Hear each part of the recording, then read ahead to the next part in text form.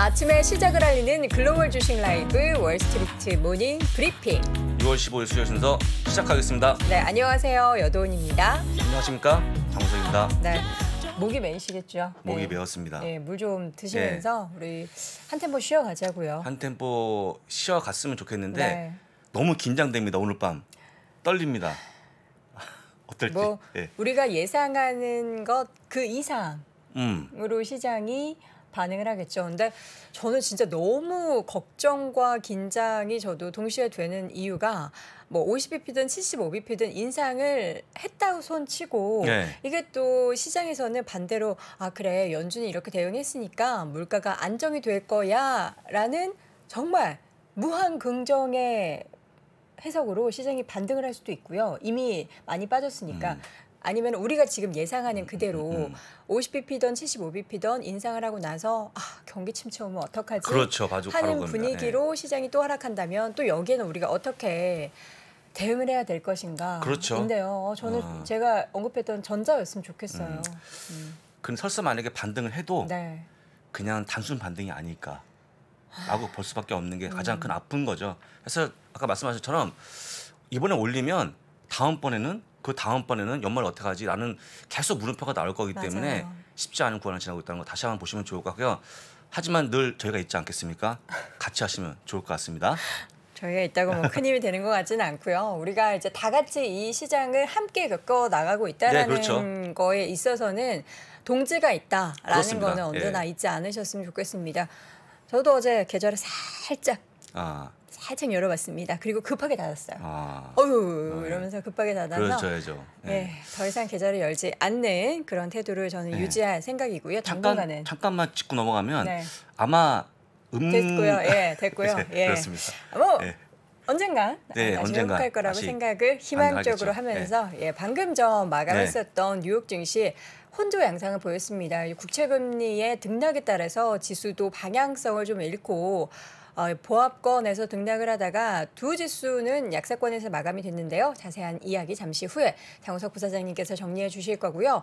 요즘에 이제 시장 이야기 여기저기서 계속 들으셨을 겁니다. 저희도 그래서 심층 인터뷰 오늘은 하이투자증권 박상영 전문위원을 모시고 과연 우리가 지금 걱정하고 있는 그 FOMC 밤사이 그리고 오늘 밤까지 진행됩니다. 관전 포인트와 앞으로의 시장의 상황, 그러니까 리스크 요인을 면밀하게 분석해 보도록 하겠습니다. 또 오늘도 월가의 소식은 미국 주식에 미치다 이양영 전문위원과 함께 확인해 보시죠. 자, 오늘 주제부터 보도록 하겠습니다. 네, 오늘 주제입니다. 연준의 금리 결정을 하루 앞두고 3대 지수가 혼조 마감했다고 적었고요. S&P 500은 5일 연속 빠지는 안타까운 그런 모습을 보여줬습니다. 네. 그리고 보시고 일단 지수의 흐름을 볼 건데요. S&P 500 0.38% 하락했고요. 다우가 0.5% 하락. 나스닥만 올라가는 그런 모습 보이는데 0.18%가 올라갔습니다. 이게 느낌이 오십니까? 이동 상승이 0.18%? 뭐 근데 저는 되게 아쉬웠던 게 일단 상승 마감을 해서 좋긴 합니다만 오전 장중 오후 2시까지는 계속 거의 위에 있었어요. 그렇습니다. 근데 조금 이제 막판에 힘을 좀 잃는 모습이라서 조금 더 아쉽습니다. 그렇습니다. 큰 이벤트를 앞두고 장이 올라갈 수 없는 상황이다 보니까 혼조 마감했다고 좀 보시면 좋을 것 같고요. 다만 아쉬운 게 S&P 500인데 5일 연속 빠졌다는 거 다시 한번 설명드리는데 좀 심합니다. 하락이. 그쵸. 참고하시면 좋을 것 같고요. 오늘 나왔던 PPI 지수의 모습을 같이 좀 보겠습니다. PPI는 좀 줄어들고 있어요. 확실히 좀 고점을 찍고 내려가는 그런 모습 보여주고 있는데 전달 11.5%, 전달 10.9%, 이번에 10.8%로 좀 나아지고 있는 그런 모습 보이고 있죠. 그래서 일단은 꺾였다고 좀 보시는 게 맞을 것 같고요. 다시 한번 근원도 같이 보실 건데 에너지하고 10%를 뺀 겁니다. 근원 역시 9.6%, 8.6%, 8.3%로 확연하게 떨어지는 그런 모습 보여갖고 정점을 찍었다고 보는 게 맞을 것 같다는 게 팽배했습니다. 네, 이게 사실 저희가 김석환 선임과도 이야기를 나눴을 때 그때는 이제 중국의 생산자 물가 지수가 꺾이면 이제 그 후행으로 그렇죠. 미국의 소비자 물가 지수도 함께 좀 이렇게 꺾이는 움직임들이 보일 것이다 하면서 중국이 정말 가파르게 꺾였고 지금 미국 같은 경우에도 계속해서 소폭이기는 하지만 줄어들고 있으니까 또 이거를 보면서 우리는 앞으로 그래 우리도 미국의 소비자 물가 지수도 좀 진정이 될 거야라고 볼 수 있다면 좋겠지만 유가가 너무나 큰 그렇습니다. 그 영향을 미치고 있어서 그게 참 오리무중이에요. 지금 코어 PPI도 보시면 에너지를 빼게 되면 내려가는 게 확연하게 달라집니다. 그쵸. 그래서 일단 가장 주범이 유가였기 때문에 유가가 어떻게 다시 한번 내릴 방도를 한번 찾아봐야 될 것 같아요. 전 세계적으로 네. 는 강구해야죠. 전 세계적으로. 네. 그래서 일단은 어떻게 될까요? 유가 내릴 방법이 뭐가 있을까요? 뭐 많이 증산을 하는 수밖에 없지 않을까요? 바이든을 믿어보겠습니다. 네. 사우디에 가시니까. 네. 자, 이 가운데 국채금리가 국채금리가요. 또다시 2년물이 3.439%, 10년물이 3.479%인데 여러분 혹시 2주 전에요. 10년물이 3점이 갔다고 해서 많은 분들이 고점을 찍었다 했는데 웬걸입니까? 3.5까지 급등하는 그런 모습 보여줘갖고요. 네. 아주 소수 의견입니다만 사자를 볼 수 있을 것 같다는 의견이 나왔습니다. 그래서 4도 본다고요? 그러니까 점점 커지고 있는 그런 모습인데 이거 왜 보이냐면 이렇게 올라간 상황에서는 특히 성장주가 올라가기 쉽지 않기 때문에 보인다고 보시면 될 것 같고요. 네. 지금 보시는 것처럼 2년물, 10년물이 거의 붙어 있는 상황이기 때문에 다시 한번 금리 역전까지 악재가 커지고 있는 모습이라고 보시면 될 것 같습니다. 네, 계속 우리가 생각했던 그 범위를 벗어나는 그런 상황들이 연출이 되고 있어요. 뭐 여러 가지 경제 지표도 그렇고 국제금리 수익률도 그렇고 우리는 이제는 위아래를 다 열어둬야 될 것 같습니다. 그렇습니다. 또 다른 기사가 뭐가 있냐면 30년물 모기지 금리가요. 6%를 넘어가면서 거의 그 대출 받은 분들이 숨통을 쪼여온다는 기사가 나올 정도까지 심해지고 있다는 것도 참고로 아시면 좋을 것 같습니다. 네, 우리나라도 기준금리 계속해서 올라가면서 지금 주택담보대출 네, 관련해서 그렇죠. 많은 분들이 그게 보통 이제 연동해서 네, 그렇죠. 움직이고 변동. 있잖아요. 많이 힘들어하시더라고요. 주변에도 지인들 보니까 대출금리가 더 올라갔다고. 저를 보시면 됩니다. 제가 정답입니다. 그래서 허리띠 졸라 매고 계십니까? 허리띠를 졸라맸는데 숨을 못 쉬겠습니다. 좀 풀어야 될 것 같아요. 그러니까 다들 힘드실 거예요. 지금 특히 저같이 원금을 같이 갚는 경우에는 한 제가 보기에 한 70% 비용이 올라간 것 같아요. 70%요? 원금 기존 그러니까 대비해서. 그 저희가 워낙 그 이자가 많이 올라가다 보니까 근데 이게 만약에 수입이 적으신 분들은 정말 고통스러울 것 같아요. 제가 볼 때는. 그래서 아까 이건처럼 경기 침체가 올 수 있는 그런 것도 보셔야 될 것 같다는 말씀까지 드려보고요. 네. 그다음 각각 다양한 금리 인상에 대한 그 전망을 볼 건데 오늘 CNBC가 발표한 바에 따르면 6월과 7월 75bp 인상합니다. 그다음에 9월과 11월 50bp 인상하고요. 12월에 가야지 25bp를 인상하기 때문에 전반적으로 2.75까지 올라간다 하고 있는데 너무 크게 올리는 거 아니겠습니까? 근데 75 한 번이 아니고 두 번 연속합니다. 근데 저렇게 해서 정말 그 지표에 드러나는 효과가 있다라고 한다면 이렇게 좀 모아서 한꺼번에 그냥 해버리면 안 되니까. 그러고 나서 신경이 나온 기사가 크겠죠. 뭐냐면 이렇게 올리면 다 좋은데 네. 많은 분들이 침체에 빠질 것이다 기사로 나온 거기 때문에 일단은 숫자를 잘 보시면서 네. 사실 미국의 어떤 금리 인상의 구간을 잘 보시면 좋을 것 같고요. 네. 첫 번째 의견이었고요. 그 다음에 나오는 이분인데 조슈아 브라운, 그러니까 유명 패널인데요. 이분은 100pp를 한번 해보자. 어제 한참 막 침을 튀면서 말씀하셨는데 100pp라니요. 100pp. 많이 치시는 것 잠깐만, 같은데. 저도 예.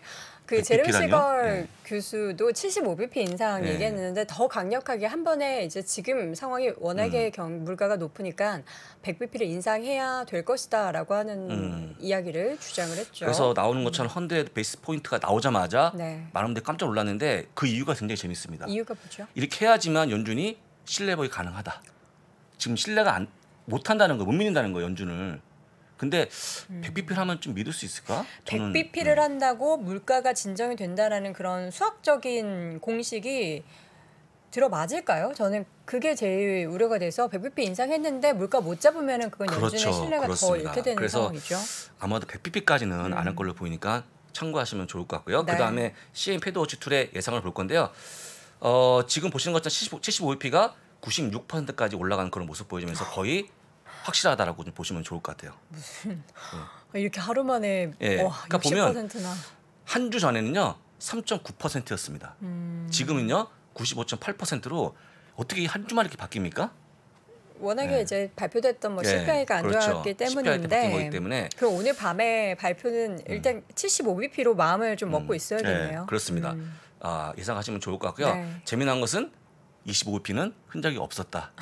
삭제가 됐습니다. 뭐 안 되죠. 사실 연초에 가서 만약 여러분들 제가 이번 금리 인상은요 75p 한다고 좀 뺨 맞았을 거예요. 그렇죠. 근데 지금은 너무 당연한 걸로 보여주고 있으니까요. 꼭 기억하시면 좋을 것 같습니다. 네. 그래서 제가 결론 내리는 건 뭐냐면 이게 뭐예요? 제가 딱 이런 어젯밤에 보여드렸습니다만 뭔가 안개 속에 네. 갇혀 있는 그런 모습이 아니고 오늘도 좀 먹구름이 껴있지 않습니까, 네, 날씨가? 네. 이런 게 아닌가? 왜냐면 50pp냐, 75pp냐 한다 그러면 침체가 올 거냐, 말 거냐, 경차용, 연차용 상당히 혼조가 되는 그런 모습인데 저는 그렇게 보고 있는데 우리 여동원 앵커는 좀 뭐가 보입니까, 앞이? 뭐 저라고 보이겠습니까? 사실 근데 저는 뭐 늘 말씀드리지만 그냥 지금 상황에서는 가능성이 있는 부정적인 시나리오를 가장 먼저 보면서 대응을 하는 게 그나마 좀 스트레스, 그러니까 기대로 인한 그런 스트레스를 좀 덜 받게 되는 투자가 될 것 같아요. 그래서 저는 그냥 75bp 생각하고 75bp를 올린다고 해서 다음 달에 우리 CPI 이미 이제 지나간 5월에 그런 소비자 물가 지수가 떨어질 리가 없잖아요. 없죠. 없습니다. 그러니까 당분간 이제 가을까지는 좀 우리가 버텨내야 되는 인고의 시간이 되지 않을까라는 그런 생각이 듭니다. 지금 이 순간 가장 힘든 분이 한 분 계십니다. 정말 힘든 분이죠. 네. 아마 땀을 많이 흘릴 걸로 보이는데요. 파월 연준의장의 어떤 그 금리 올리고 나서의 멘트가 되게 중요한데 그나마 최적의 신호를 갖고 왔는데요. 이 정도 나와주면 어떨까라고 한번 다시 한번 보여드립니다. 네. 일단 0.75% 인상합니다. 그다음에 안도 랠리가 펼쳐질 거고요. 어떤 분은 0.을 얘기하시는데 0.을 올리게 되면 실망이 하지 않을까. 더 그러니까 강력한 강력하게 필요한 거니까라고 보시면 될 것 같고요. 다만 랠리가 나오는데 모든 문제가 해결되거나 정점을 찍은 게 아니기 때문에 여전히 그 하락은 더 이을 수 있다고 보시는 게 맞을 것 같고요. 시장의 저점은 아직까지 잘 모르겠다는 게 보통 의견이니까 참고하시면 좋을 것 같습니다. 네. 자, 이 가운데 어젯밤에는 그래도 많이 하락했었던 빅테크 종목들이 네. 소폭이지만 반등을 좀 보였습니다. 반등했습니다. 마이크로소프트, 애플, 뭐 구글 같은 것들이 반등했는데요. 사실 아마존이 조금 안타까웠는데 아마존이요. 아마존인데 1.31%가 빠졌는데 아마존이 6일 연속 빠지면서 거의 상승분을 다 반환하는 그런 모습 보였거든요. 정말 안타까운 그런 모습 보였다는 거 확인하시면 좋을 것 같은데 아마존이 지금 똑같이 재고 문제 또 한 가지 팬데믹 때 인력을 너무 많이 뽑은 거예요. 네. 하다 보니까 지금 비용이 커진 모습을 보여주면서 빠졌다는 거 보여드리고요. 네. 일본 오라클인데 10% 넘게 급등을 보여줬는데요. 무슨 일이죠? 실적이 잘 나왔습니다. 잘 나왔고 오라클이 뭐라고 했냐면 네. 앞으로 유연한 근무 제도가 될 것이다. 집이나 밖에서 왔다 갔다 하면서 될 거기 때문에 클라우드의 매출을 높일 건데 바로 이 기업이 관련 기업이라서 얘기하면서 주가 올라갔다는 거 말씀을 드리고요. 네. 3번 페덱스는요. 무려 배당금을 50% 인상하면서 주가 급등했습니다. 14% 올라가는 그런 모습 보여갖고 이렇게 어려운 시기에 53% 올랐다는 거 굉장히 기록할 만한 내용이니까 그러니까요. 네, 정말 배당 좋은 많이 기업들 올리는 건 좋습니다. 좋은 거죠. 좋은 거라서 여러분들 그나마 장이 빠지면 믿을 만한 게 뭐가 있습니까? 배당이죠. 배당을 잘 보시면 좋을 것 같고요. 네. 4번 이렇게 금리가 많이 올라가는 구간에도 금융주가 힘들어한다. 왜냐하면 침체 우려 침체. 때문에. 그래서 저는 이 가장 뭐랄까 안타까운 종목 업종이 금융업종인 것 같아요. 도대체 금리 인상 수혜를 전혀 못 받고 있다라고 좀 보시면 될 것 같고요. 아마 지금 보유하시는 분들 마음이 아플 것 같은데 조금 더 멀리 보시기를 말씀드리고 혹시 옆에 보이는 BRK-B가 보입니까? 어디 있죠? 바로 4번 옆에. 저는 4번 옆에 뭐였죠? BRK-B. BR... 4번 숫자 옆에 버크셔 USA. BRK. 예, 이게 버크셔 SA인데 우리 큰형님이 존재감이 지금 줄어들고 있는 그런 모습 보여주면서 5일 연속 하락세를 이어가고 있는 상황입니다. 그래서 지금은요, 뭐 버핏 소용이 없습니다. 모든 게 다 중요한 게 아니고 일단 모든 시선이 금리 인상을 모아졌기 때문에 그것만 잘 보시면 될 것 같습니다. 근데 버핏의 주가를 보면은 사실 계속 올랐어요. 계속 올랐죠. 네, 계속 올랐고 올랐죠. 뭐 하락한다고 해서 뭐 시장 대비해서 그렇게 막 많이 하락한 그런 종목은 아니기 때문에 선방하고 있다로 저는 생각을 합니다. 저는 이런 거죠. 누군가 큰 힘이 필요하다. 의지할 분. 근데 의지할 분이 좀 같이 빠지는 그런 모습이 안타까운데 도대체 지금 그 버크셔스를 빼면 누구를 의지하겠습니까? 그러니까 시장을 딱 이끌 수 있는 큰 종목이 끌고 올라가면 아 생각보다 시장을 좀 믿을만하구나라는 그런 심리가 형성이 될 텐데 뭐 그래서 믿을만한 형님은 아니지만 종목을 볼 건데요. 네. 이번 테슬라만 제가 마지막으로 설명드립니다. 어제 RPC 캐피탈이 1,100달러의 목표 주가를 제시하는 그런 모습 보였고요. 갑자기 또 캐시 누님이라고 하셨네요. 캐시우드가 네. 또 추가 매수하는 그런 모습 보이면서 맞아요. 올라갔다는 거 설명 들어보겠습니다. 이 주가가 내려가서 추가 매수한 걸까요? 보통 이제 이전에 테슬라가 많이 올랐을 때는 그 전체 포트에서 비중을 줄이기 위해서 좀 판다라고 했는데 다시 이게 산 거 보면은 그만큼 좀 전체 포트에서 테슬라의 비중이 주식과 함께 그렇죠. 주식 하락과 함께 좀 줄었고 줄어들어서 그나마 믿을 것은 테슬라밖에 없다라고 판단한 게 아닌가 싶으니까요. 네. 역시 참고하시면 좋을 것 같습니다. 알겠습니다. 네. 자, 밤사이 마감됐었던 뉴욕 시장 쭉 확인해 봤고요. 잠시 후에는 하이투자증권의 박상영 전문위원과 함께 다시 돌아오겠습니다. 세계적인 에너지 기업 엑소모빌이 만든 엔진 오일을 소개합니다. 포르쉐, 벤틀리, 에스턴 마틴이 선택한 최고의 엔진 오일 모빌1. 가솔린, 디젤은 물론 하이브리드까지 최적의 성능. 합리적 엔진 오일 모빌 슈퍼. 무엇을 택해도 엑소모빌의 기술력은 그대로. 느껴보세요. 달라질 당신의 드라이빙. 모빌1, 모빌 슈퍼. 전국 모빌 전문점에서 만나보세요.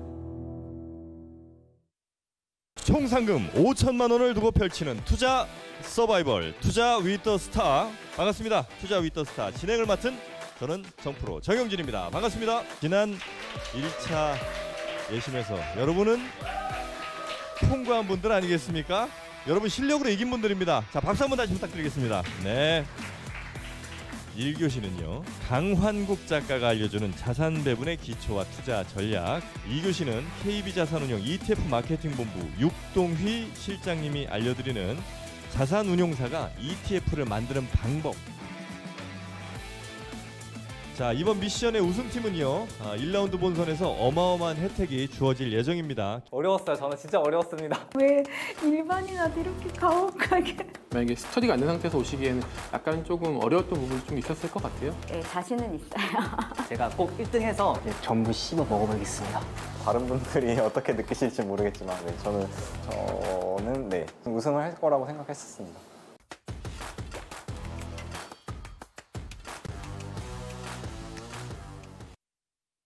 네, 월스트리트 모닝 브리핑 이번에는 하이투자증권 박상현 전문위원 모셔보도록 하겠습니다. 위원님 어서 오세요. 어서 오십시오. 아, 요즘에 많이 피곤하시죠? 바쁘시고 뭐 보실 것도 많고 스트레스도 뭐 우리 투자자분들과 함께 하시느라 뭐 저도 스트레스 받지만 네. 투자자분들 더 많이 받으시겠죠. 그렇습니다. 자, 그래서 오늘 계속해서 오늘 밤에 이제 발표가 될 금리 인상 부분에 대해서 많은 분들이 좀 걱정도 하고 긴장도 하고 계신데 6월 FOMC 회의가 진행이 되고 있습니다. 관련해서 관전 포인트부터 좀 짚어보도록 할게요. 예, 뭐 시장이 어느 정도 이제 뭐 금리 상승 인상, 특히 이제 뭐 75bp에 대한 부분 자체를 상당 부분 이제 뭐 하루 이틀 사이 거의 또 받아들이는 분위기인 것 그쵸. 같고요. 뭐 그래서 뭐 금리도 사실은 뭐 급등을 사실 저도 이렇게 시중 금리가 이렇게 빠른 속도로 올라가는 거를 체감한 게 사실은 거의 없었던 기억 같은데요. 상당히 좀 빨리 오르는 부분들인데 그리고 이번 FOMC에서 뭐 75bp는 뭐 말씀드린 대로 기정사실수로 받아들이는 부분인데 가장 중요한 거는 결국 연준이 어떤 신뢰성 회복일 것 같습니다. 그러니까 저희가 뭐 3월달에 이제 금리를 이제 25bp 인상하면서 그때 뭐 저도 다 누구도 이제 25bp씩 갈 거야 얘기를 하다가 갑자기 한 4월 정도 들어가서 결국 이제 50bp로 그렇죠. 갑자기 전환이 뭐 한 1개월 만에 전환이 됐고 또 한 1개월이 지나서 지금 또 75bp 뭐 100bp까지도 사실은 얘기하는 그러니까 연준의 지금 근 3개월 동안의 행보 자체가 시장에 신뢰를 주기에는 상당히 조금 크게 좀 아쉬웠던 그러니까 뭐 물가의 전망치 자체가 틀렸다라는 부분도 뭐 있긴 하지만 결국 연준이 과연 물가를 통제할 수 있느냐라는 기본적인 부분에 대해서 좀 시장이 신뢰를 좀 못하고 있는 부분들인 것 같습니다. 그래서 뭐 여기서 75bp를 100bp를 인상을 하든 간에 과연 그래도 물가가 잡힐 거야라는 부분에서는 확실한 대답을 연준이 주진 못할 수도 있다라는. 그러니까 지금 물가가 올라가는 부분에서 연준이 잡을 수 있는 물가 요인이 있고 사실 잡을 수 없는 물가 요인 자체가 너무 많기 때문에 우리가 뭐 에너지라든지 뭐 소위 요새 푸틴 뭐 프레이션 이런 얘기를 하는데 그런 에너지 공급망 문제라든지 또 에그프레이션 문제라든지 예, 뭐 이러한 여러 가지 것들이 연준이 단순하게 수요를 줄여서 이게 물가를 잡기에는 사실은 좀 어려운 부분에서 과연 이 문제에 대해서 연준이 뭐 완전한 대답을 내놓을 수는 없긴 하겠지만 결국 75bp를 인상을 함에도 불구하고 그래도 그러면서 이제 물가를 잡을 수 있다는 어떠한 힌트, 뭐 이러한 어떤 신뢰, 이러한 것들을 좀 시장에 좀 줄 수 있다라면 그것은 뭐 금리 75p에 충분히 뭐 시장이 그것을 받아들이고 좀 시장이 좀 안정될 수 있는 부분들로 하나 좀 보고 있어서 뭐 연준 의장이 결국 이제 기자회견을 하겠죠. 그 과정 속에서 얼마만큼 시장에 조금 뭐 긍정적인 얘기를 하기는 좀 어렵긴 하겠지만 이러한 물가와 관련된 통제력 자체에 대해서 연준이 여전히 뭐 어느 정도는 보유하고 있다라는 좀 뭐 어떤 시그널인지 모르겠습니다. 그런 것들을 좀 시장에 좀 던져줘야 될 필요가 하나 있을 것 같고요. 그리고 두 번째 부분에 있어서는 저는 점도표가 이번에 상당히 좀 뭐 항상 저희가 점도표를 이제 많이 얘기하는데 점도표를 이제 중요하게 보는 것들이 뭐 앞서도 이제 얘기했지만 지금 연말까지 지금 금리 자체가 상당히 시장이 예상했던 것보다는 사실 급격히 오르는 뭐 75p, 뭐 25, 뭐 50bp, 25p 뭐 이렇게 해서 뭐 결국 연말에 가서는 뭐 3.75까지도 갈 수 있다라는 지금 얘기가 나왔는데 과연 점도표 상에서 그러니까 내년도 전망, 금리 전망 자체가 과연 얼마로 찍히느냐라는 부분이 상당히 중요할 것 같습니다. 그러니까 제가 어제 문득 생각나는 어떤 사자성어 하나가 이제 조삼모사라는 생각이 나서 이게 어차피 금리는 올릴 거였는데 과연 초반에 좀 확 올리고 뒤에 가서 조금 이제 낮출 건지 아니면 이 속도를 계속해서 가서 뭐 우리가 생각했던 거 이상의 어떤 금리 인상 스텝이 나온다라면 사장이 시장이 안정을 못 찾겠죠. 그래서 오늘 발표된 여러 가지 이제 회의 끝나고 나오는 여러 가지 예 중에 점도표가 이번에는 그러한 의미에서 상당히 좀 중요하지 않겠느냐. 그러니까 뭐 초반에 좀 빨리 올리고 내년 올해 연말이라든지 내년 초에 조금 금리 인상 속도가 둔화되거나 좀 중단될 수 있다는 어떤 기대감을 좀 시장이 줄 수 있다라고 하면 그 부분은 그래도 소기에 조금 긍정적인 어떤 시장의 영향을 좀 주지 않을까라는 좀 생각을 하고 있고요. 그것이 결국 지금 얘기하는 뭐 자이언트 스텝 뭐 이러한 것들의 지속 가능성 이러한 것들을 어느 정도 저희가 좀 판단할 수 있는 뭐 최소 전 시점에서는 그러한 어떤 좀 척도 역할을 좀 할 수 있기 때문에 좀 점도표를 좀 주목하자라는 쪽에 좀 말씀을 좀 드리겠고요.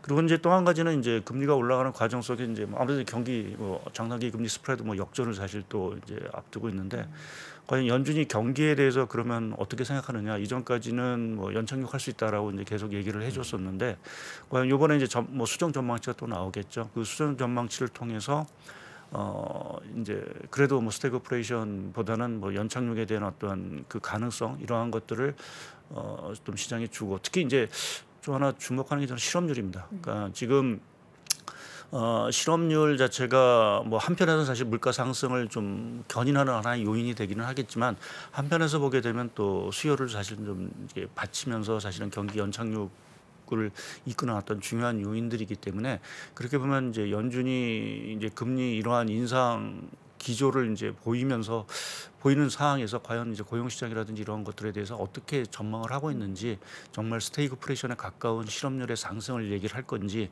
아니면 연착륙에 그래도 조금 가까운 어떤 실업률 전망치를 내놓을지에 따라서 시장의 어떤 그 해석이라든지 또 공포감 이러한 것들이 좀 진정되지 않을까라는 좀 개인적인 좀 생각을 갖고 있습니다. 지금 근데 고용 관련해서 지표나 발표되는 거나 그런 시장 분위기 보면 굉장히 좋잖아요. 그래서 사실 연준도 그렇고 정부에서도 고용이 워낙에 탄탄하기 때문에 미국 경기 문제 없다. 그런 식으로 해서 흘러가는데 실질적으로 고용은 워낙에 좋지만 그 이외의 것들 특히나 뭐 물가 이런 것들은 연동해서 뭔가 진정이 되는 분위기가 아닌 것 같아서.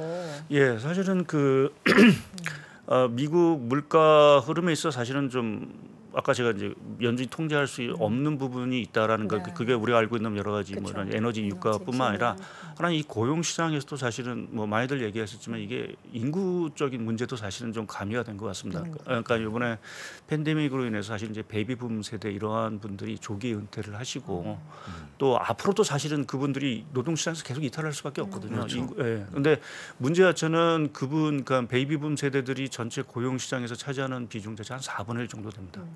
근데 새롭게 이제 신규로 진입하는 우리가 사회 초년병들이죠.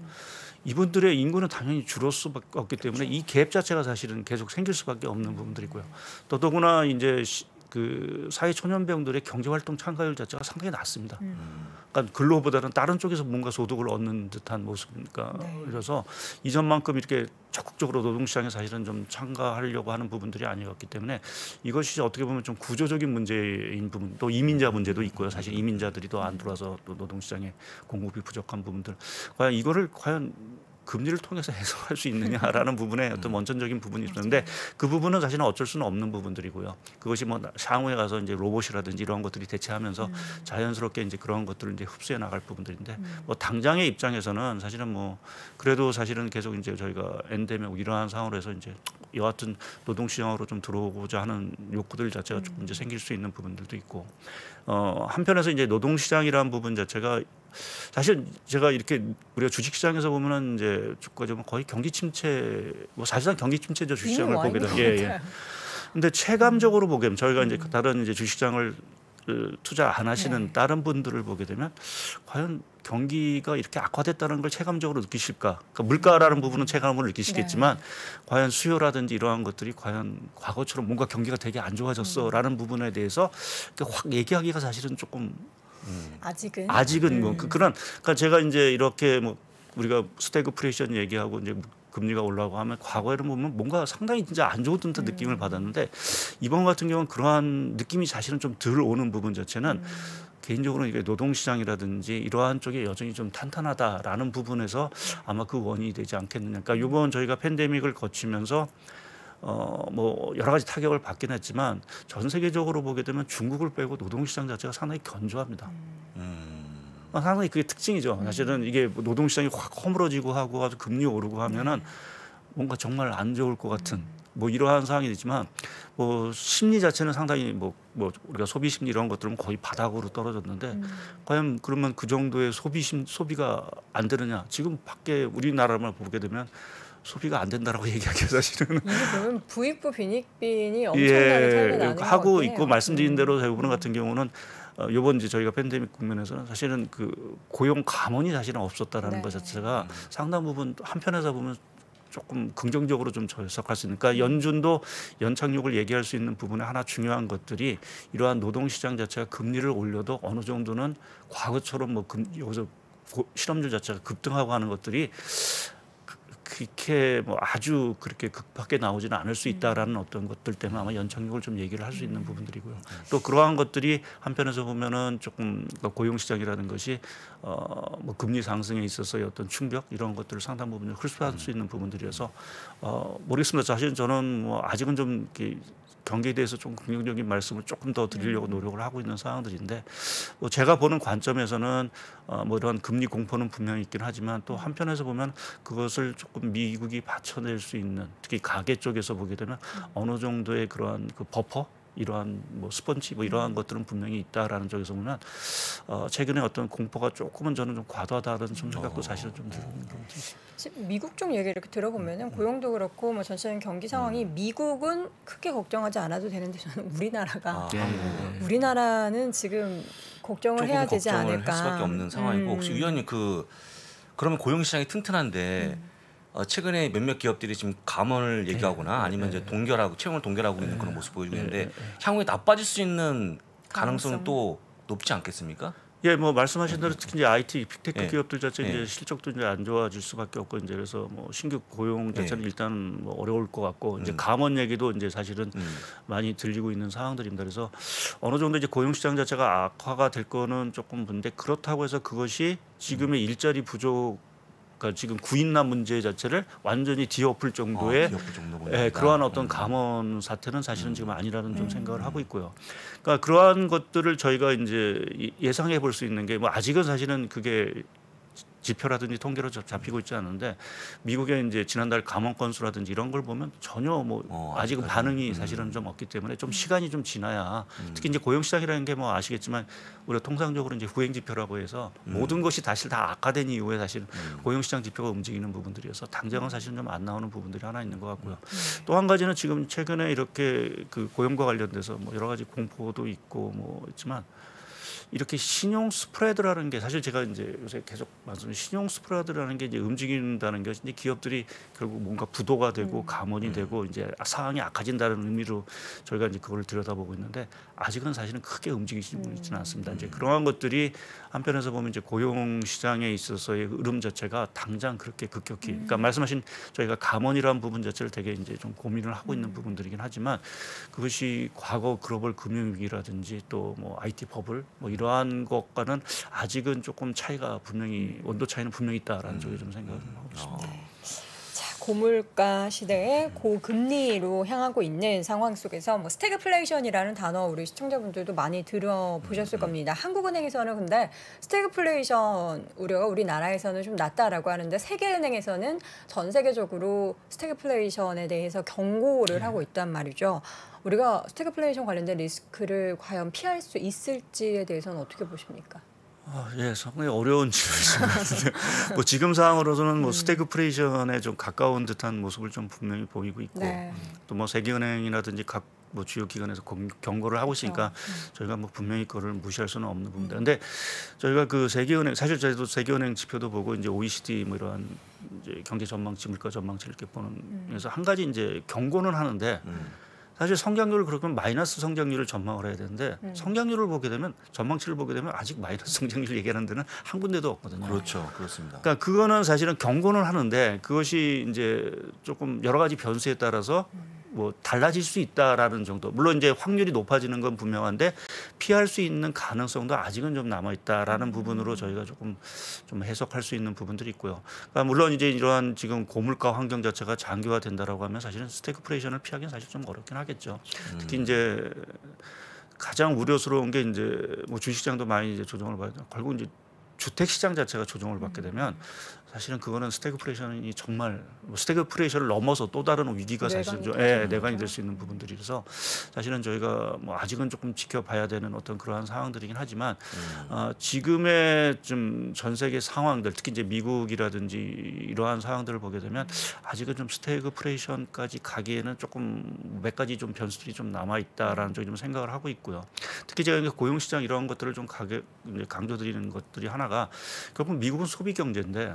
결국 이제 소비 경제 자체가 결국 이제 뭔가 크게 흔들려야 되는 부분, 또 이제 또 금리가 올라가면서 아까 이제 뭐 부채 얘기를 좀 하셨는 것 같은데, 미국 가계 같은 경우가 예상으로 건전합니다. 그러니까 미연준도 얘기를 하는데, 그러니까 이게 2008년 그 글로벌 금융위기 당시만 하더라도 미국 가계가 부채가 어마어마하게 많았습니다. 사실 우리가 뭐 통상적으로 얘기하는 GDP 한 100% 정도가 넘었는데 지금은 GDP 한 80% 초반, 상당히 20% 정도가 줄었죠. 그러니까 그게 뭐 자발적으로 줄인 건 아니고 이제 글로벌 위기 당시에 이제 차압도 되고 막 하면서 은행들이 뭐 강제적으로 이제 부채를 이제 상환받은 거죠.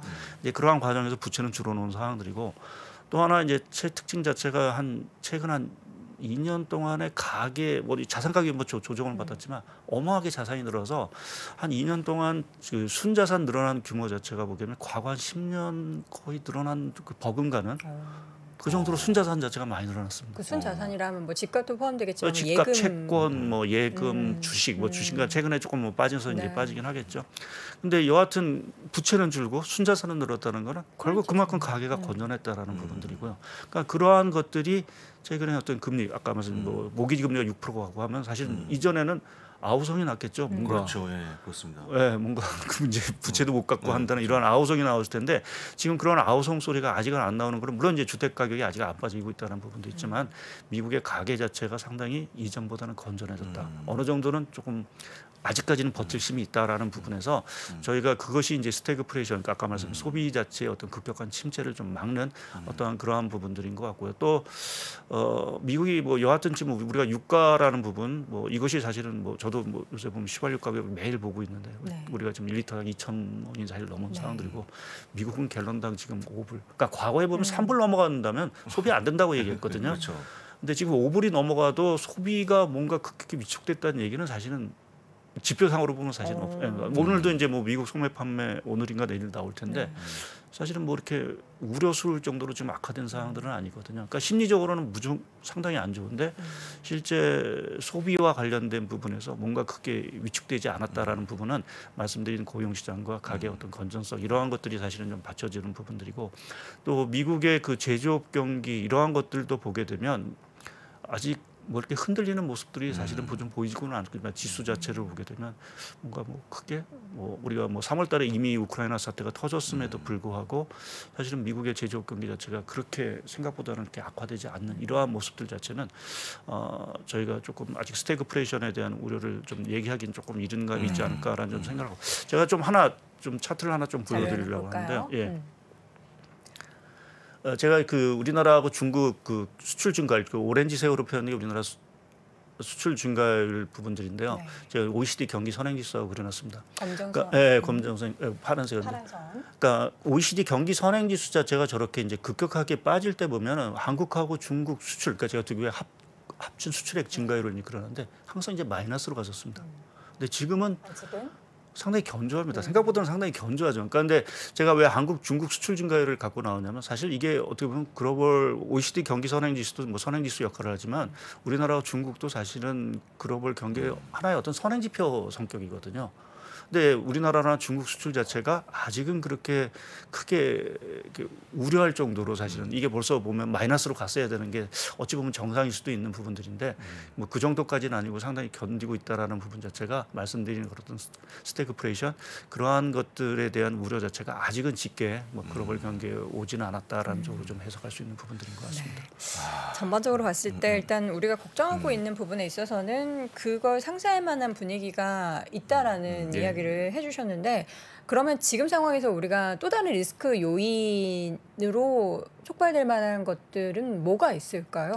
크게 제가 요새 세 가지를 말씀을 좀 드리는데 첫 번째 이제 뭐 미국 이제 금리 인상과 관련돼서 이제 이게 최악의 경우는 사실은 이제 유동성 경색이라는 부분 자체가 가장 이제 사실 우려한 거죠. 이게 이제 신용 이제 크레딧 이벤트로 이제 연결되는. 그러니까 최근에 이제 뭐 달러도 강세가 되고 엔화도 뭐 지금 거의 뭐 135엔 뭐 이렇게 가고 하는 이러한 상황들, 이러한 것들이 한편에서 보면 자금 경색을 얘기하는 거냐. 우리가 이제 시중에 나가서 달러를 이제 구할 수 없는 그러니까 기업들이라 이러한 쪽에서 한다라고 하면 정말 이제 기업들이 힘들어지고 부도라든지 또 정말 대규모 감원을 하고 하는 이러한 사태들이 좀 발생을 하겠죠. 그래서 지금 미국이 이제 공격적으로 금리를 인상하는 과정 속에서 과연 이러한 제가 말씀드린 그 신용에 대한 위험들이 높아지느냐. 뭐 다행스럽게 지금 보는 지표들 보게 되면 아직 큰 움직임은 없습니다. 물론 이제 최근에 얘기 드리는 게 이탈리아하고 독일 금리 스프레드 자체가 이제 오르면서 조금 이게 좀 위험시는 거 아니냐라는 얘기가 좀 들리긴 하는데 이제 그러한 것들이 좀 더 심화되느냐라는 부분을 좀 하나 지켜보자는 말씀을 좀 드리겠고요. 네.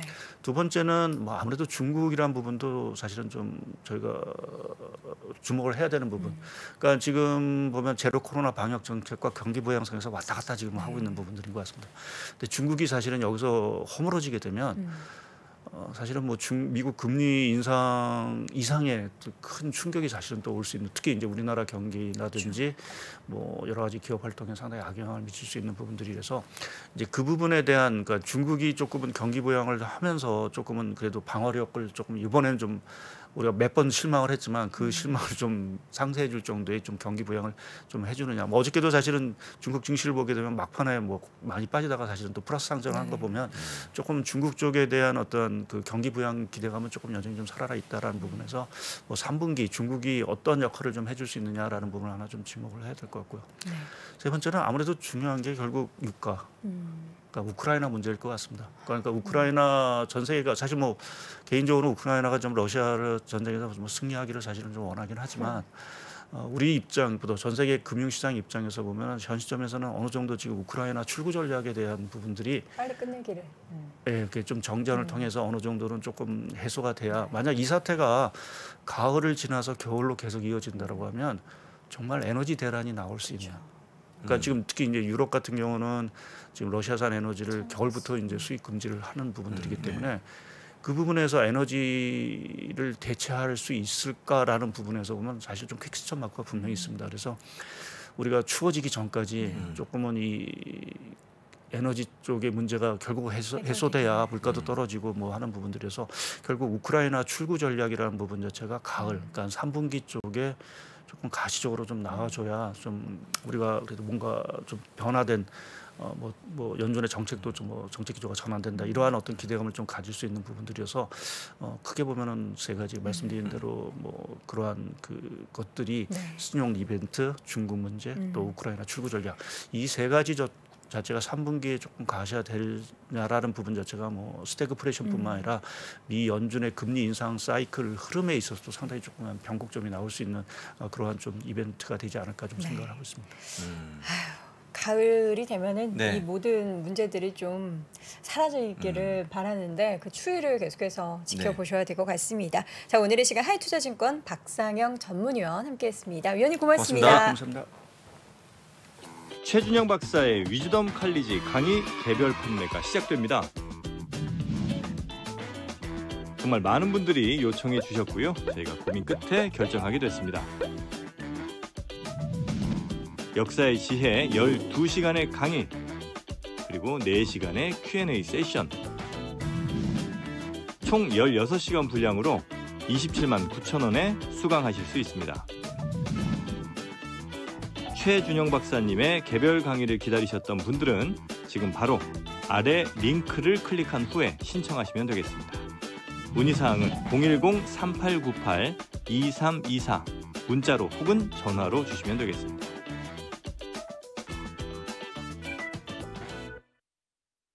자, 월스트리트 모닝 브리핑, 이번에는 월가의 소식 전해 듣도록 하겠습니다. 미국 주식에 미치다 이한영 전문위원 함께합니다. 위원님 어서 오세요. 네, 안녕하세요. 이한영입니다. 자, 이 시장이 네. 소폭 반등을 한 나스닥 시장도 있었지만 계속해서 하락하는 S&P 500도 있었습니다. 시장 어떻게 보셨습니까? 굳이 이제 조금 하락이 진정됐다고 써놨지만 반등했다 그랬지만 무슨 반등한 거 뭐 포기 없죠. 반등했다고 그냥 계속 떨어지고 있다.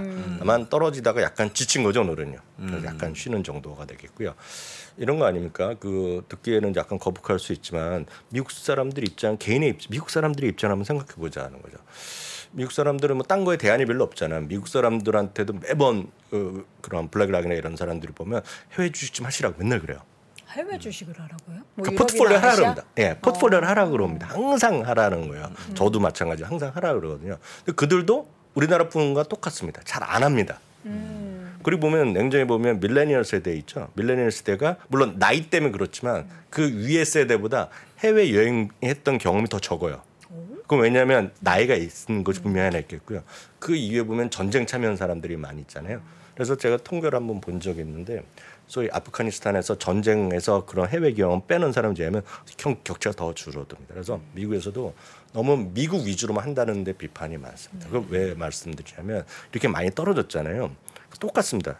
S&P 500 20% 떨어졌고요. 나스닥 30% 떨어졌고 종목으로 보면 젊은 친구들 새로 들어간 분들이 로빈 후더라 그러는 거죠. 우리나라에서는 서학개미, 여기서 후더란 분, 로빈 후더가 또 50% 60% 떨어진 분이 많이 있다는 거죠. 이분들한테 지금 팔라 그러면 못 팔잖아요. 현실적으로. 거기다가 내일 딱 24시간 후에 되면 뭔가 하나 결정 내린 게 보일 거 아닙니까? 금리 결정에. 그러니까 지금은 사자 팔자 별로 그냥 의미가 없는 거죠. 지금 더 떨어지면 지나고 팔지 좀 이따 더 보고 팔지 이런 심리가 있기 때문에 지금은 의미가 있는 그런 흐름 자체는 별로 저는 아니었다라고 좀 보고 있습니다. 다만 이제 금리 결정을 앞두고요. 10년물 금리가 3.48%까지 치솟았습니다. 2011년 4, 5, 6 최고치까지 올라가면서 거의 뭐 11년, 12년 만에 최고치를 가는 거죠. 2년물 금이 더 가파르죠. 2007년 이후 최고치를 가고 있으면서 그게 장중 내내 계속 역전됐다, 역전 안 됐다, 계속 그러니까 거의 붙어 있는 정도라고 보셔야 되겠습니다. 그만큼 금리가 이렇게 올라가는 거죠. 이미 시장은 어제도 계속 어제는 제가 월스트리트 저널 얘기하고 그리고 골드만삭스까지 얘기했으면 어제는 이제 JP 모건 저희가 방송한 다음에 JP 모건도 하고 이제 지금 대여섯 군데 하면서 이게 이렇게 바뀔 수 있습니까 이게? 지금 이렇게 이건 뭐 시세가 각각 바뀌었는데 제가 이제 프린트해 왔을 때 복사했을 때 보면 딱 이 정도까지. 그러니까 지금 이미 시장은 75bp의 금리 인상이 기정사실화되어 있다는 거죠. 이미 반영돼 있다고 보셔야 될 것 같습니다. 여기에 뭐 25bp 이런 건 의미가 없겠고요. 실제로 보면 75bp도 뭐 기정사실인데 이거 한번 보시기 바랍니다. 이분이 요즘 제일 바쁜 분이 이제 제레미 시걸 교수인데. 뭐 어제도 한 두 군데 나오고 오늘도 또 한 군데 나왔는데요. 100bp 얘기를 또 했습니다. 75에서 또 100으로 100bp는 이분이 뭐 한 달 전부터 얘기했던 거죠. 그러니까 100bp를 얘기하면서 이분 얘기는 지금 늦어도 너무 늦었다는 얘기를 하는 거잖아요. 똑같이 어저께도 보여드렸던 모가 스탠리 CEO도 그 얘기하는 거잖아요. 그런데다가 지금 보면 버냉키 전 의장도 지금 신뢰를 잃고 있다. 그래서 상당히 비판적인 시각을 했는데 이분은 혹시 아시는 분 계시겠지만 리올츠 그룹의 조시 브라운입니다. 존 브라운, 뭐 이렇게 조시 브라운 이렇게 하는 분인데 이분도 오늘 CNBC에 나와갖고 이분도 오늘 100bp 인상이 된다는 얘기를 딱 하는 거죠.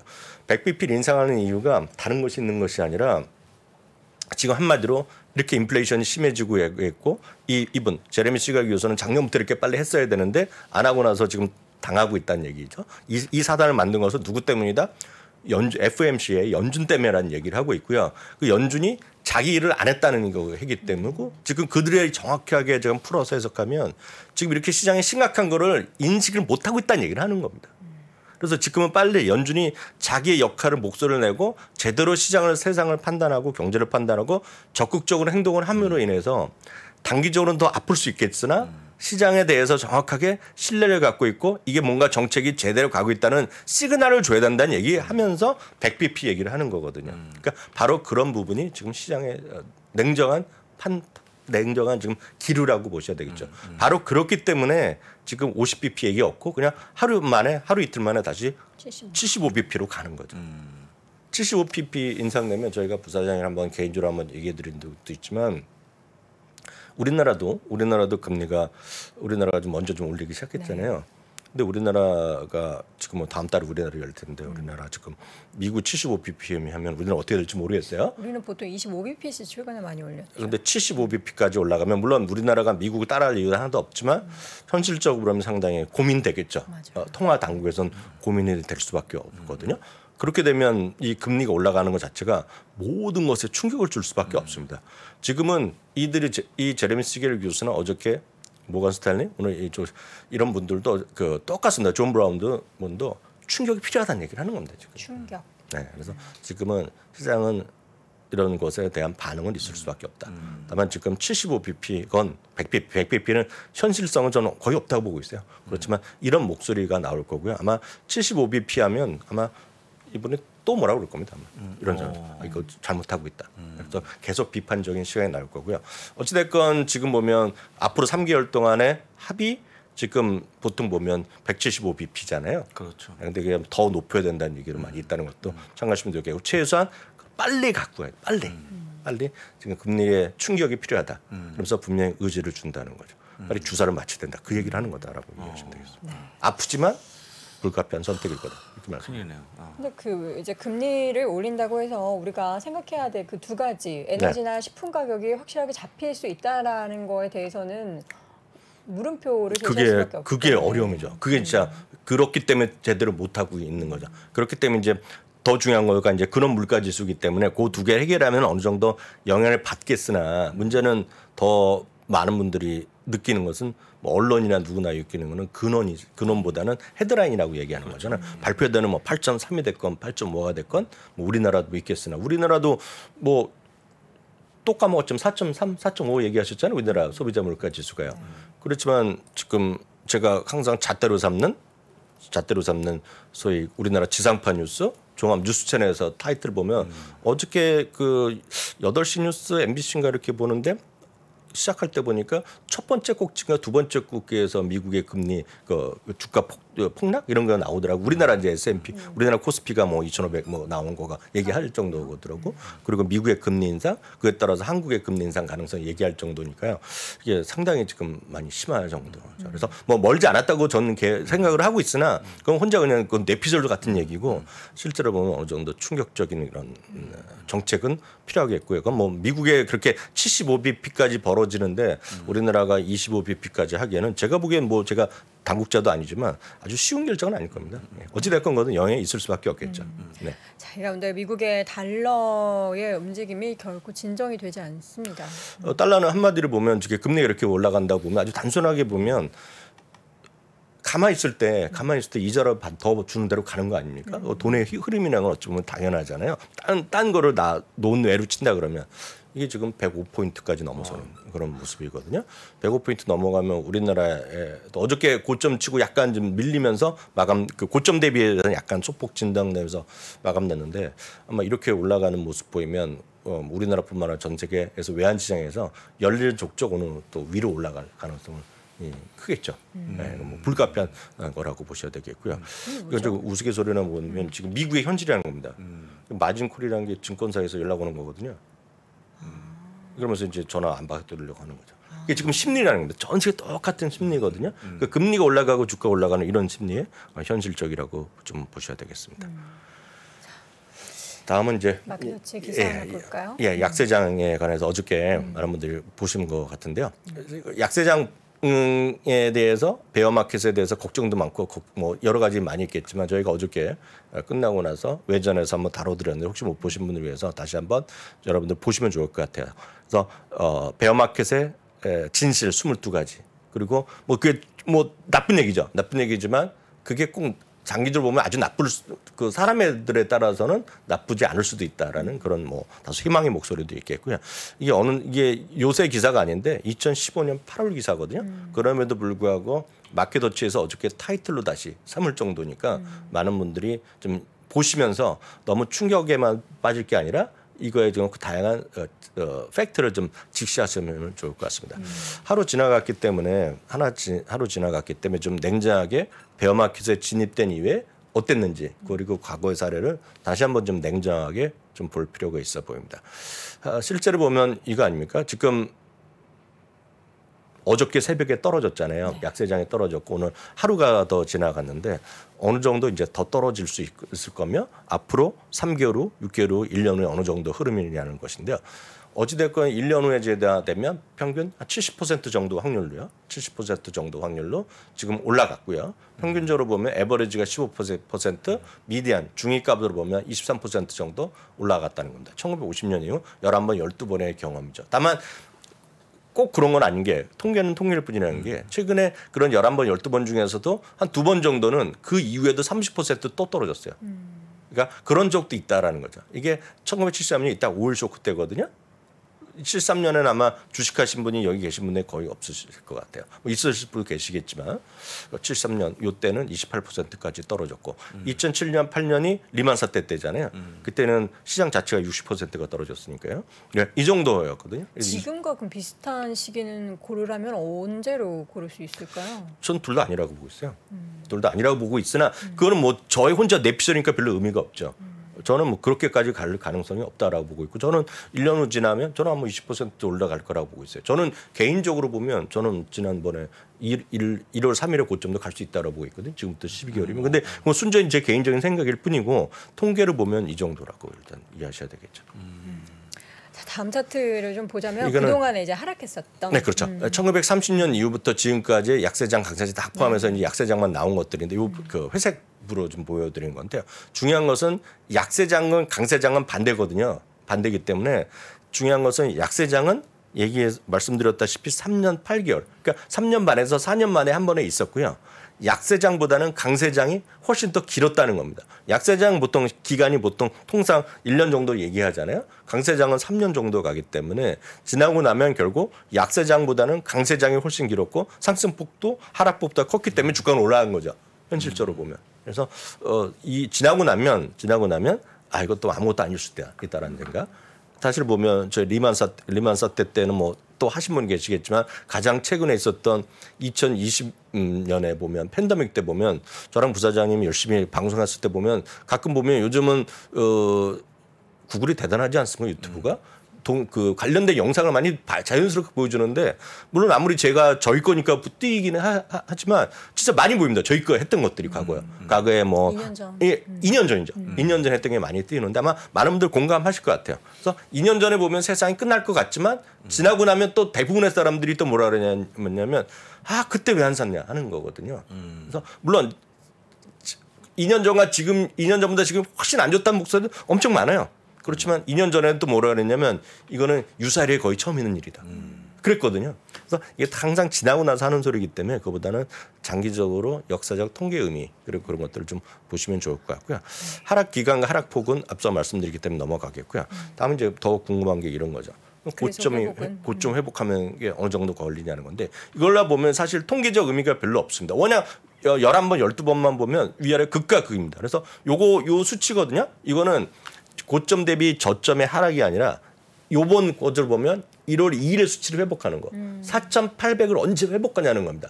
원금을 회복하는 건데 원금은 다 각자 다르지만 저희가 전해드릴 수 있는 건 지수 회복이 얼마만큼 올려내는 건데 1954년부터 지금까지만 보고 요거 그냥 n분의 1로 나누면 여러분 짜증납니다. 왜냐하면 이거가 2000일 걸린 적도 있고요. 1950년에 보면 2000일 걸렸으면 이거 7, 8년 걸렸다는 거잖아요. 1980년대도 뭐 있었고요. 원금이 회복하는 부분 2007년에는 더 올렸기 때문에 의미가 없어요. 또한 짧은 경우에 보면 100일, 200일, 300일 정도였기 때문에 통상 이 정도 보면 평균의 의미보다는 중위값 정도로 찾는 게 맞을 것 같습니다. 이렇게 워낙 극으로 가는 것들이 워낙 몇 개 있기 때문에 실제로 보면 넉넉 잡고 1년 정도, 1년에서 조금 더 반, 1년 반 정도. 라는 거가 제가 봤을 땐 합리적이 아니냐 보면서 그래서 고점 회복 소요 기한도 여러분 필요하시면은 딱 왜냐하면 1982년에 83년 만에 회복한 적도 있거든요. 예, 2020년은 148불밖에 없었지만 이거를 2100일, 1900일을 보면 워낙 극과 극이기 때문에 이런 건 별로 평균의 의미가 없기 때문에 평균은 여러분 금방 계산하면 금방 나옵니다. 그러니까 2년 이상 걸립니다 이거는요. 하지만 그 의미가 없기 때문에 제가 따로 소개는 안 해드립니다. 네. 이 월가 의견 이거 하나만 보죠. 네. 월가 의견은 보시면 블랙락의 리서치 헤드가 한 거를 여러분들 보시면 좋을 것 같은데요. 한 세 가지만 간단히 보겠습니다. 그리고 내일 나머지 ETF가 어떤 건지 들어가겠지만 물가 연동 체크는 다시 좀 보라는 사람들이 있겠고요. 퀄리티 기업 있죠. 퀄리티 기업. 뭐라고 표현한 간에 퀄리티 기업. 그리고 밸런스 시트 긍정적인 거, 가격 결정력 있는 거, 그리고 역시 상품에 대한 ETF 이런 것들을 대한 관심이 필요하다 말씀드리겠고요. 네. 자세한 내용들 제가 내일 추가적으로 말씀드리겠습니다. 네, 자세한 ETF 관련해서는 내일 이 시간에 다시 전해드리도록 하겠습니다. 미국 주식에 미치다 이항영 전문위원 함께했습니다. 위원님 고맙습니다. 감사합니다. 자, 월스트리트 모닝 브리핑 함께하셨습니다. 이제 우리 시장도 어제 2,500선이 하회가 됐고요. 코스피도 그렇고 S&P 500 지수 같은 경우에도 3,800이 깨졌고 3,700 거의 초반선으로 밀려난 상황입니다. 우리가 좀 지지할 수 있다라고 그렇게 믿었던 선들이 계속해서 하회를 하고 있기 때문에 앞서서도 잠깐 얘기했었던 위든 아래든 우리는 지금 상황에서 뭔가 좀 단정지어서 생각하기보다는 좀 열어두고 시장에 좀 보수적인 대응을 해야 되지 않을까라는 생각이 많이 듭니다. 자, 오늘도 우리 국장 이제 준비하시는 분들 잘 이겨내시길 바라겠고요. 저희는 내일 오전 6시 30분에 어김없이 돌아오겠습니다. 여러분 고맙습니다.